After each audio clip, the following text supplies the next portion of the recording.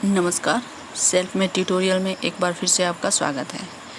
आज के इस लेक्चर से वीडियो में आप देखेंगे मुग़ल कालीन इतिहास से एक बहुत ही महत्वपूर्ण टॉपिक कि मुग़ल काल स्टार्ट होता है बाबर से। बाबर ने पानीपत के युद्ध में जब इब्राहिम लोदी को, लोदी वंश का शासक इब्राहिम लोदी को हराया था, तो उसके बाद से हराकर उसने दिल्ली पर अधिकार करके मुग़ल वंश की स्थापना की थी।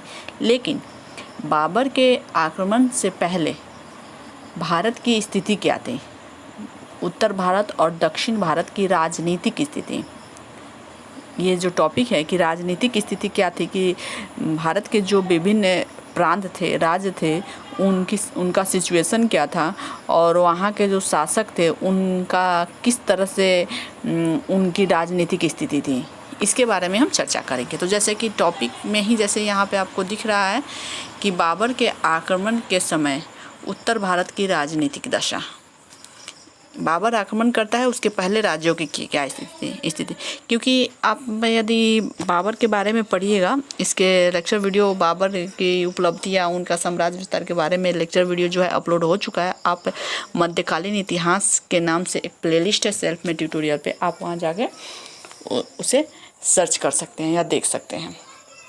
ओके, तो यह है बाबर के आक्रमण से पहले, जैसे दिल्ली, मेवाड़, मालवा, खानदेश, दक्षिण के राज्य बहमनी, विजयनगर के साथ किस तरह के संबंध थे, तो उसकी चर्चा हम करेंगे। Political condition of India on the eve of Babar's इन्वेशन। Okay, तो चलिए आगे बढ़ते हैं। हाँ, एक और टॉपिक मैं बता देती हूँ कि ये टॉपिक जो है, जो हिस्ट्री ऑनर्स के विद्यार्थी हैं या जो किसी कंपटीशन की तैयारी करते हैं, तो उसके लिए ये बहुत ही इम्पॉर्टेंट टॉपिक है। भारत में जब जब केंद्रीय शक्ति का ह्रास होता है तो नए नए स्वतंत्र राज्यों की स्थापना की गई। यानी कि जब भारत की केंद्रीय शक्ति, यानी कोई ऐसे केंद्र में शासक न हो या हो था भी तो कमज़ोर शासक था, तो वैसी स्थिति में भारत में अनेक स्वतंत्र राज्यों की स्थापना की गई तब, और विदेशी आक्रमणकारियों ने इन विभाजित परिस्थिति का लाभ उठाकर नए राज्यों की स्थापना कर ली। जैसे ऐसे नहीं थी कि बाबर ने मुग़ल वंश की स्थापना भारत में की, उसके पहले किसी केंद्रीय सत्ता की स्थापना नहीं हुई थी। जैसे तुर्कों ने दिल्ली सल्तनत की स्थापना की थी, ये भी उसी परिस्थिति का परिणाम था कि जब देश के राज्यों के में आपसी मतभेद था, षड्यंत्र था, वो छोटे छोटे प्रांतों में विभाजित थे, तो ऐसे में कोई विदेशी आक्रमण इस स्थिति को भांप लेता है और यहाँ पे आक्रमण कर सत्ता को हथिया लेता है। तुर्क अफगानों के साथ भी ऐसे ही हुआ था। तुर्क अफगान शासन की स्थापना विभाजित परिस्थिति की ही उपज थी। मुगल आक्रमण के समय भारतवर्ष की अवस्था भी लगभग वैसे ही थे जैसे तुर्क अफगान शासन के समय थी। बाबर के आक्रमण से पहले भारत में राजनीतिक विघटन की प्रक्रिया मोहम्मद तुगलक के काल से आरंभ हो गई थी। यानी कि भारत में उसके पहले सल्तनत काल था। सल्तनत काल में जो वंश थे, जैसे कि गुलाम वंश, खिलजी वंश, तुगलक वंश, सैयद और लोदी वंश, तो इसके समय से तो अलाउद्दीन खिलजी के टाइम तक तो ठीक ठाक था यहाँ की राजनीतिक स्थिति, क्योंकि अलाउद्दीन खिलजी ने पूरे उत्तर भारत से लेकर दक्षिण भारत तक के राज्यों पर अपना अधिकार किया था। लेकिन मोहम्मद तुगलक के जो उत्तराधिकारी हुए, फिरोज शाह तुगलक, और उसके बाद से लोदी और सैयद और लोदी वंश हुए, उनके उत्तराधिकारी या उनके शासक जो थे काफ़ी कमज़ोर साबित हुए, जिसके कारण से दूर दराज के प्रांतीय इलाका जो थे खुद को उन्होंने उनसे स्वतंत्र कर लिया। तो इस तरह से, और ये काम फिरोज शाह तुगलक के शासन से आरंभ हुआ। उसने उत्तर भारत की राजनीतिक दशा को सुधारने का कोई प्रयास नहीं किया। इसके अलावा तैमूर के भयंकर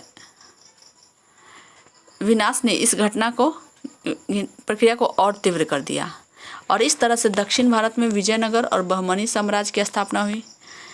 लोदी सुल्तानों का राज्य भी आंतरिक रूप से दुर्बल था, उसमें वह राजनीतिक दृढ़ता और एकता नहीं थी जो बाह्य आक्रमण से सुरक्षा करने के लिए आवश्यक होती है, और इस तरह से इब्राहिम लोदियों की नीतियों के कारण लोदी राज्य आंतरिक रूप से विघटित हो चुका था, क्योंकि लोदी जो थे वो दिल्ली सल्तनत के अंतिम वंश थे और वो भी उतने मजबूत नहीं थे।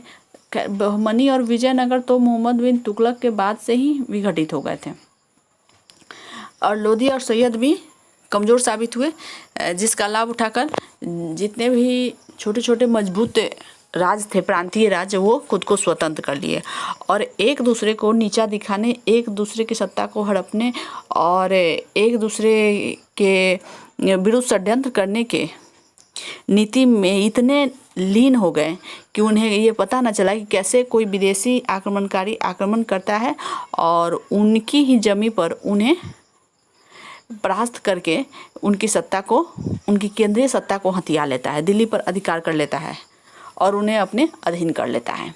ये सब उनके आपसी मतभेद का ही परिणाम था। तो देखते हैं कि बाबर ने जब आक्रमण किया उस समय तो लोदी वंश का शासन था दिल्ली पर, तो उनकी क्या स्थिति थी। ऐसा कहा जाता है कि पंजाब के शासक दौलत खां लोदी ने बाबर को निमंत्रण दिया था। उसी तरह से मेवाड़ के शासक राणा संग्राम सिंह ने भी उसे निमंत्रण दिया था। तो इनके मन में ऐसा क्या था, वो उन्होंने उनको निमंत्रण क्यों दिया। वो तो एक मंगोल आक्रमणकारी था बाबर और उनका मुख्य, उसके पहले भी कुछ मुस्लिम आक्रमणकारी आक्रमण किए थे जिनका उद्देश्य था भारत को लूटना, क्योंकि इतिहास में ऐसे जो भी विदेशी आए थे और उन्होंने यहाँ जो कुछ भी देखा और जो भी अपने पुस्तकों के माध्यम से लोगों को रूबरू कराया, तो उसके माध्यम से उन्हें यह जानकारी थी कि भारत एक सोने की चिड़िया है, यह खनिज धन संपदा से परिपूर्ण है, तो बस यहाँ पे जाओ और लूटपाट करो और लौट आओ। लेकिन यहाँ की स्थिति ऐसी थी, जो लूटपाट करने से एक कदम आगे बढ़ते हुए बाबर ने यहाँ अपनी सत्ता स्थापित की। तो चलिए देखते हैं कि सबसे जो दिल्ली था, दिल्ली की राजनीतिक स्थिति कैसी थी बाबर के आक्रमण से पहले, जिसका लाभ बाबर ने उठाया था।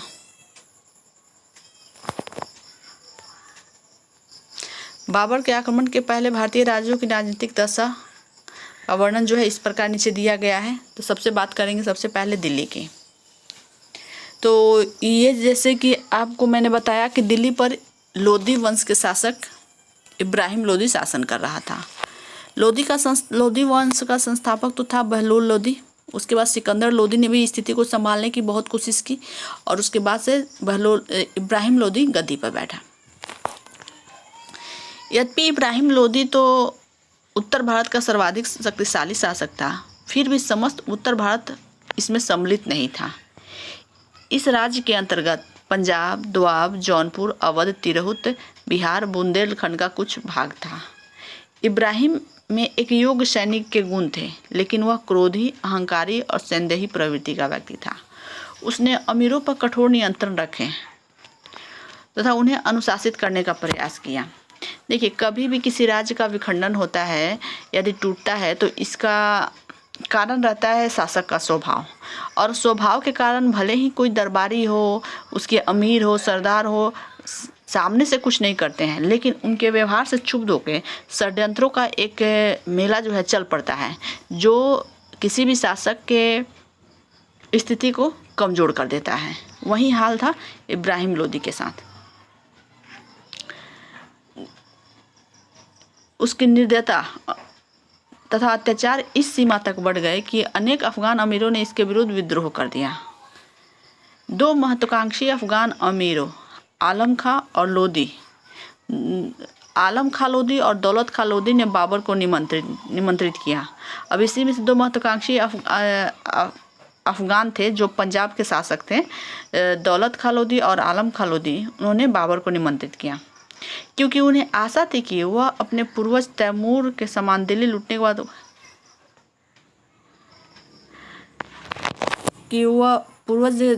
के बाद काबुल वापस चला जाएगा और दौलत खां लोदी पंजाब तथा आलम खां लोदी दिल्ली पर अधिकार रखने में सफल रहेंगे। इस प्रकार इब्राहिम लोदी उसके सरदारों की शत्रुता तथा हठधर्मिता से दिल्ली का लोदी राजनीतिक दृष्टि से दुर्बल हो गया। यानी कि जिस तरह से उसके विरुद्ध, इब्राहिम लोदी के विरुद्ध, उसके ही अफगान सरदारों ने बाबर को निमंत्रण दिया, क्योंकि वह उसका उनको तो यही पता था कि बाबर मंगोल आक्रमणकारी है जो भारत को लूटेगा और वापस चला जाएगा, लेकिन यहाँ तो पूरी जो रणनीति थी वहीं बदल गई और यहाँ पे बाबर ने दिल्ली को जीत लिया और इसके साथ ही लोधी वंश का अंत हुआ और उसने मुगल वंश की स्थापना की। अब हम देखते हैं एक और मजबूत और हिंदू राज्य मेवाड़ की क्या स्थिति थी जब बाबर आक्रमण किया था। बाबर के आक्रमण के समय उत्तर भारत का दूसरा महत्वपूर्ण राज्य था मेवाड़। वहाँ का शासक था राणा संग्राम सिंह, जिसे इतिहास में राणा संगा के नाम से भी जाना जाता है। राणा संगा एक महान योद्धा था। अपनी विजयों से मेवाड़ को एक शक्तिशाली राज्य बना दिया था। यह मेवाड़ के गौरव और शक्ति का चरम काल था। उसकी महत्वाकांक्षा राजपूत शक्ति का आगरा और दिल्ली में विस्तार करने का था। यानी कि हिंदू राज्यों में बात करें तो भारत के सबसे शक्तिशाली शासकों में मेवाड़ या चित्तौड़ के शासक की गणना की जाती है। काफ़ी युद्ध कला कौशल में भी निपुण होते थे और राणा संगा भी काफ़ी महत्वाकांक्षी व्यक्ति था। वह मेवाड़ के साथ साथ आगरा और दिल्ली में भी अपना साम्राज्य विस्तार करना चाहता था। इसी उद्देश्य की प्राप्ति के लिए उसने बाबर को भारत पर आक्रमण करने के लिए बुलाया, क्योंकि उस समय बाबर जो था एक मंगोल आक्रमणकारी की तरह आक्रमण करता और वहाँ से भारत से कुछ भागों पर करके अपनी परिस्थिति के अनुसार वापस लौट जाता था। लेकिन इसी उद्देश्य से राणा संगा ने उसे आमंत्रित किया कि वो आएगा, उनका साथ देगा, कुछ लूटपाट करेगा और उसे खुश करके उसे वापस जाने के लिए कहेगा और दिल्ली पर अधिकार हो जाएगा राणा संगा का। लेकिन ऐसा हुआ नहीं और इस तरह से इससे लोधी सल्तनत पूर्ण रूप से दुर्बल हो जाएगी, जैसे कि आशा था राणा संगा को, और दिल्ली पर राजपूत नियंत्रण स्थापित हो जाएगा। लेकिन ऐसा कुछ घटित नहीं हुआ और खानवा के युद्ध में बाबर ने राणा संगा से युद्ध किया और भारतीय इतिहास के युद्धों में यह एक निर्णायक युद्ध साबित हुआ, क्योंकि खानवा का युद्ध बाबर और राणा संगा के बीच हुआ और इस युद्ध को बाबर ने जिहाद का नारा दिया था। जिहाद का नारा इस युद्ध में दिया था। हिंदू मुस्लिम करके उसने इस युद्ध में जीत हासिल की थी। तो इस तरह से मेवाड़ पर भी बाबर का अधिकार हुआ। अब हम बात करेंगे एक शक्तिशाली प्रांतीय राज्य मालवा का। किस तरह से मालवा भी बाबर के अधीन होता है। बाबर के आक्रमण के समय मालवा में खिलजी वंश का महमूद द्वितीय शासन कर रहा था। मालवा फिरोज तुगलक के काल में दिल्ली सल्तनत से पृथक हो गया और वहाँ के तुगलक सूबेदार दिलावर खां गोरी ने अपनी स्वतंत्रता की घोषणा करके गोरी राजवंश की स्थापना की। मालवा में गोरी राजवंश की स्थापना हुई। 1435 ईस्वी में गोरी वंश के स्थान पर खिलजी वंश की स्थापना की गई। महमूद द्वितीय 1512 में गद्दी पर बैठा। उसके शासनकाल में राज्य की संपूर्ण शक्ति मेदिनी राय के हाथों में थी। मेदिनी राय एक हिंदू शासक था और मेदिनी राय ने राज्य के समस्त ऊंचे पदों पर राजपूतों की नियुक्ति की। इसका विरोध करने के लिए राज्य के मुस्लिम अमीरों ने गुजरात के सुल्तान मुजफ्फर शाह द्वितीय को मालवा पर आक्रमण करने के लिए प्रोत्साहित किया।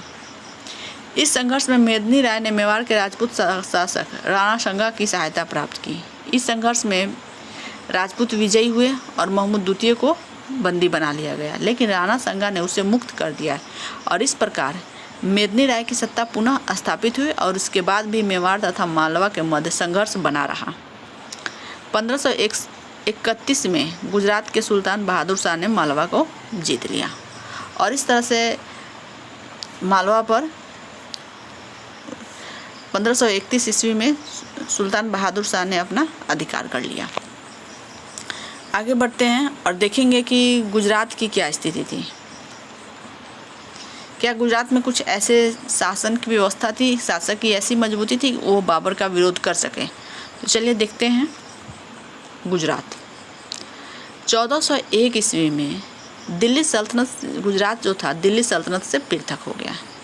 इस राजवंश का संस्थापक था जफर खां। उसने तैमूर के आक्रमण से आक्रमण से उत्पन्न अराजकता की स्थिति से लाभ उठाकर अपनी स्वतंत्र सत्ता स्थापित कर ली थी। इस राजवंश का सबसे प्रतापी सुल्तान महमूद बेगड़ा था। और भी शासक हुए थे, लेकिन महमूद बेगड़ा जो था बहुत ही प्रतापी और बहुत बड़ा कूटनीतिज्ञ था। उसने चंपानेर, जूनागढ़ तथा कच्छ को जीतकर राज्य का विस्तार किया। उसने पुर्तगालियों को भी निकालने का प्रयत्न किया और आरंभ में उसे सफलता भी प्राप्त हुई, लेकिन अंत में पुर्तगालियों से वह पराजित हुआ। उसका उत्तराधिकारी मुजफ्फर शाह द्वितीय था, जिसे मेवाड़ के शासक राणा संगा ने पराजित किया था। उसने इब्राहिम लोदी के चाचा और दिल्ली के सिंहासन के दावेदार आलम खां को शरण दी थी। 1526 में उसकी मृत्यु के बाद पुत्र बहादुर शाह सुल्तान हुआ।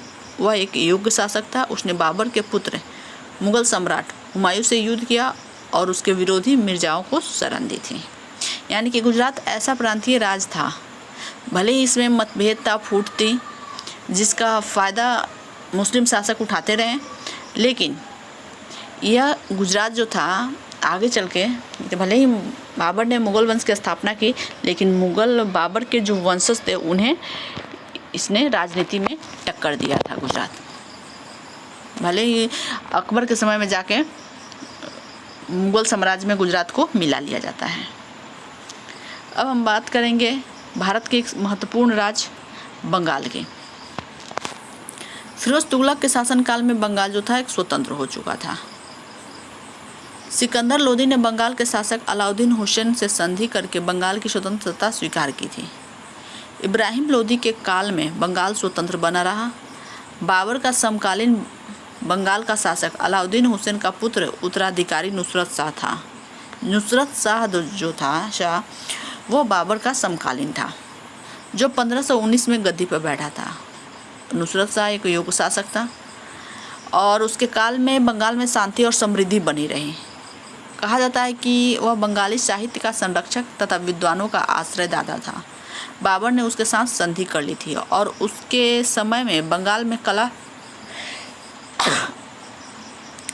कला कौशल का विकास हुआ था। तो ऐसा भी कहा जाता है कि उन्होंने बंगला में रामायण का अनुवाद भी कराया था नुसरत शाह ने। तो ये थी बंगाल की राजनीतिक स्थिति जब बाबर भारत पे आक्रमण कर रहा था। अब हम बात करेंगे सिंध और मुल्तान की। सिंध और मुल्तान की क्या स्थिति थी। मोहम्मद तुगलक के शासनकाल के अंतिम दिनों में सिंध स्वतंत्र हो गया था। फिरोज तुगलक ने सिंध की पुनर्विजय के लिए प्रयास किया था, लेकिन उसे सफलता नहीं मिली। 16वीं सदी के आरंभ में सिंध में अशांति फैली हुई थी, जिससे सिंध के सुमरा राजवंश की शक्ति दुर्बल हो गई। कंधार का गवर्नर जो था शाह अर्गुन सिंध पर दृष्टि रखता था। जब बाबर ने कंधार को जीता, उस समय शाह अर्गुन ने सिंध पर आक्रमण करके वहां के शासक जाम फिरोज को पराजित करके सिंध पर अधिकार कर लिया। ये घटना 1516 की है। उसके उत्तराधिकारी शाह हुसैन ने मुल्तान पर भी अधिकार कर लिया। बाबर के आक्रमण के समय सिंध और मुल्तान पर शाह हुसैन राज्य कर रहा था। अब हम देखते हैं खानदेश। खानदेश की राजनीतिक स्थिति कैसी थी। खानदेश जो था यह राज्य ताप्ती नदी की घाटी में स्थित था। नर्मदा और ताप्ती, आपने विजयनगर में पढ़ा होगा कि नर्मदा और ताप्ती राज था के बीच में विजयनगर बसा हुआ था। विजयनगर नहीं, रायचूर द्वीप था, जिसको लेकर बमनी और विजयनगर के बीच हमेशा से युद्ध होते रहता था। तो वहीं खानदेश जो था ताप्ती नदी की घाटी में स्थित था। फिरोज तुगलक के मृत्यु के पश्चात खानदेश दिल्ली सल्तनत से अलग हो गया और यहाँ के सूबेदार मलिक राजा फारूकी ने स्वतंत्रता स्थापित कर ली। 1399 ईस्वी में 1399 में उसकी मृत्यु के बाद, किसकी मृत्यु के बाद, मलिक राजा फारूकी की मृत्यु के बाद खानदेश और गुजरात में संघर्ष चलता रहा। इसका कारण गुजरात के सुल्तानों को खानदेश पर अधिकार करने की आकांक्षा थी। 1508 में उत्तराधिकार विवाद के कारण खानदेश में अव्यवस्था का युग आरंभ हो गया। सिंहासन के प्रतिद्वंदी देवेदारों ने गुजरात और बहमनी सुल्तानों की सहायता से सिंहासन पर अधिकार करने का प्रयास किया। अंत में आदिल खां तृतीय गुजरात के सुल्तान महमूद बेगड़ा की सहायता से खानदेश के सिंहासन पर बैठा। इससे खानदेश में गुजरात का हस्तक्षेप भी बढ़ा। 1520 में आदिल खां की मृत्यु के बाद उसका पुत्र मोहम्मद प्रथम गद्दी पर बैठा। बाबर के आक्रमण के समय वह खानदेश का शासक था। अब हम बात करेंगे दक्षिणी भारत के राज्यों का, कि दक्षिण भारत के जो राज्य थे, जो मोहम्मद तुगलक के बाद से दिल्ली सल्तनत से स्वतंत्र हो गए थे, तो उनकी क्या स्थिति थी। तो सबसे पहले बात करते हैं बहमनी राज की। बहमनी राज की स्थापना अलाउद्दीन हसन गंगू नाम का व्यक्ति, अलाउद्दीन, ये बहमनी राज की स्थापना किया था। कहा जाता है कि उसने अलाउद्दीन बहमन शाह के नाम से 1347 ईस्वी में इस राज्य की स्थापना की। यह राज्य बरार से दक्षिण में कृष्णा नदी तक विस्तृत था। इस वंश के शासक क्रूर और धर्मांध थे। उनका सुदूर के हिंदू राज्य विजयनगर से सदैव युद्ध होता रहता था। और विजयनगर से जो युद्ध होता था वह रायचूर द्वाब को लेकर होता था। रायचूर द्वाब एक जगह है जो कृष्णा और नर्मदा और ताप्ती नदियों के बीच में स्थित है, और यह एक उपजाऊ भूमि थी, जिसके कारण ये लोग चाहते थे कि उस पर एक दूसरे का अधिकार हो। इसी को लेकर उनके साथ हमेशा युद्ध होता रहता। 1481 में प्रधानमंत्री महमूद गवा, हाँ, और बहमनी वंश में एक सबसे प्रतापी जो प्रधानमंत्री था, जिसने बहमनी को संभाल कर रखने की बहुत कोशिश की, तो वो था महमूद गवा, और जिसकी मृत्यु 1481 में हो जाती है। और उसी के समय से बहमनी राज का विघटन जो है, पतन जो है, स्टार्ट हो जाता है। बहमनी राज का अंतिम राजा कलीमुल्लाह शाह था, जिसकी 1527 में मृत्यु के साथ बहमनी राज्य भी समाप्त हो गया। बाबर के आक्रमण के समय बहमनी राज्य में 5 राज्य, यानी कि बाबर जब आक्रमण किया था उस समय बहमनी राज्य 5 राज्यों में विभाजित हो चुका था। ये राज्य थे बीजापुर का आदिल शाही राज, अहमदनगर का निजाम शाही राज, बरार का इमाद शाही राज, गोलकुंडा का कुतुब शाही राज और विदर का विदर शाही राज। इन राज्यों में भी पारस्परिक विद्वेष और शत्रुता के कारण युद्ध होते रहते थे।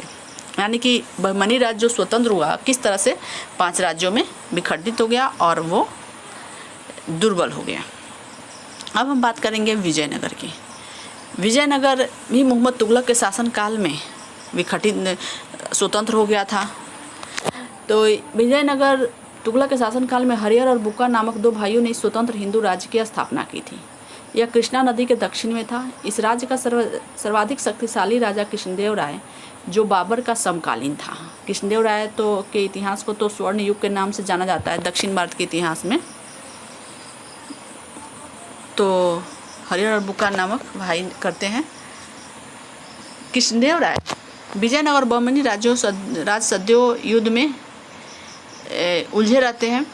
कृष्णदेव राय बहमनी सुल्तान को पराजित किया था। उसने विजयनगर राज्य की सीमाओं को पश्चिम और पूर्व में समुद्र तक और दक्षिण में कन्याकुमारी तक विस्तृत किया था। उसने पुर्तगालियों से मैत्रीपूर्ण संबंध स्थापित किए। उसके शासनकाल में विजयनगर शक्ति और समृद्धि के शिखर पर था।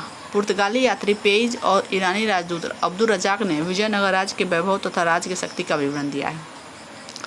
यदि विजयनगर के राज्य में जैसे 4 वंश हुए थे, संगम वंश, सुलु वंश, तुलु वंश और आरवीडू वंश। इसमें तुलु वंश के शासक कृष्णदेव राय था। और कृष्णदेव राय की जितनी भी बात की जाए उतनी कम होगी, क्योंकि मैं तो अभी राजनीतिक स्थिति के बारे में बता रही हूँ बाबर के आक्रमण के समय। तो बस यही जो हमने कहा कि कृष्णदेव राय की उनकी उपलब्धि, उनकी प्रसिद्धि के बारे में तो काफ़ी फेमस थे। और उसने साम्राज्य विस्तार के साथ साथ कला कौशल स्थापत्य के क्षेत्र में भी दक्षिण भारत के इतिहास में उन्हें जाना जाता है, और उसने बहुत सारे कार्य किए थे। तो ये था विजयनगर की राजनीतिक स्थिति। अब हम बात करेंगे कुछ और छोटे छोटे राज्य थे। तो इन छोटे राज्यों में आता है कश्मीर। उत्तर में कश्मीर, पूर्व में उड़ीसा के राज थे, जिनका उत्तर भारत की राजनीति में महत्वपूर्ण स्थान नहीं था। जौनपुर का राज सैद्धांतिक रूप से लोधी राज्य का ही एक भाग था। इस प्रकार पंजाब भी लोधी राज्य का।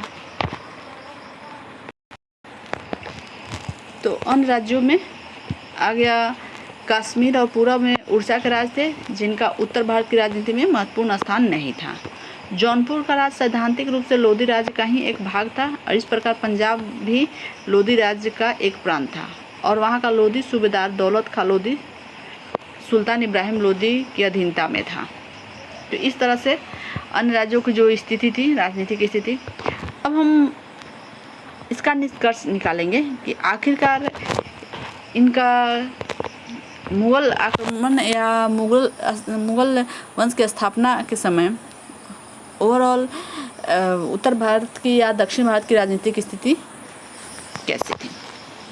बाबर के आक्रमण के समय उत्तर भारत तथा दक्षिण भारत के अनेक छोटे छोटे राज्यों में विभाजित था। एक ऐसी केंद्रीय सत्ता का अभाव था जो राजनीतिक एकता को स्थापित करके सीमा सुरक्षा की व्यवस्था करती। अतः भारत की उत्तर पश्चिमी सीमा आरक्षित थी, यानी कि सुरक्षित नहीं थी, और आक्रमणकारी को रोकने के लिए कोई शक्ति नहीं थी। इसके अलावा राजनीतिक वैमनस्यता, षड्यंत्र, शत्रुता इन राज्यों में व्यापक रूप से फैली हुई थी। ये राज्य पारस्परिक युद्धों में फंसे रहते थे, जिससे वे दुर्बल होते थे और विदेशी आक्रमण का सामना करने के योग्य नहीं थे। राजनीतिक नैतिकता का स्तर इतना निम्न स्तर पर पहुंच गया था कि दौलत खां लोधी और आलम खां लोधी ने बाबर को दिल्ली पर आक्रमण करने के लिए निमंत्रण दिया। बाबर को राजनीतिक फूट और दुर्बलता ज्ञात थी और उसने इससे लाभ उठाने का निश्चय किया। परिणाम स्वरूप दिल्ली पर मुगल सत्ता स्थापित हो गई। तो इस तरह से भारत की जो राजनीतिक स्थिति थी, भारत की राजनीतिक स्थिति की विखंडता या उनके आपसी मतभेद, उनके षड्यंत्र और राज्यों की अव्यवस्था और अराजकता ही मुगल वंश की स्थापना के कारण थे। या बाबर को भारत निमंत्रण देने में इन्होंने काफ़ी सहयोग किया और उन्हें सत्ता, ये भी कहने में कोई अतिशयोक्ति नहीं होगी कि उन्हें सत्ता प्राप्त करने में या सत्ता दिलवाने में इन षड्यंत्रकारी और कमज़ोर शासकों का महत्वपूर्ण हाथ रहा था। तो ये था भारत के बाबर आक्रमण से पहले भारत की राजनीतिक दशा का वर्णन। आप हमें ज़रूर बताएं कि आपको ये वीडियो कैसा लगा। वीडियो अच्छा लगा हो तो वीडियो को लाइक करना ना भूलें। यदि आप वीडियो देखते हैं तो वीडियो को तो लाइक कीजिए ही और अपने दोस्तों के बीच भी शेयर कीजिए। और साथ ही अगर चैनल को सब्सक्राइब नहीं किया है तो कर लीजिए, क्योंकि इस तरह के जो हिस्ट्री के वीडियो है वो बहुत सारे अपलोड हो चुके हैं। मध्यकाल का जो भी कुछ आपको वीडियो देखना हो तो मध्यकालीन इतिहास करके एक प्लेलिस्ट है, उसमें आप जाके देख सकते हैं। और चैनल पर बने रहें, मैं ऐसे ही वीडियो लेकर आती रहूँगी। और बहुत जल्द मैं भारत की राजनीतिक दशा, तुर्क सुल्तान की स्थापना के पहले भारत की राजनीतिक दशा क्या थी उसका वीडियो लेकर मैं आऊँगी। इस तरह से बने रहें, अपना ध्यान रखें। मैं फिर मिलती हूँ एक नए वीडियो के साथ। तब तक के लिए धन्यवाद।